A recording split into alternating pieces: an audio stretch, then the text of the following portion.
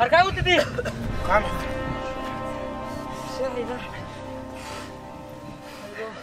हसन कुठे रे हसन मीटर राहायला वाटतं माग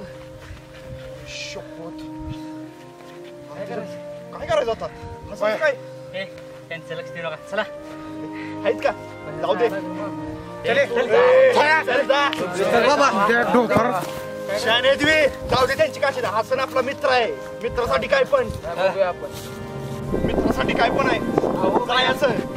गेलं पाहिजे अहो बाया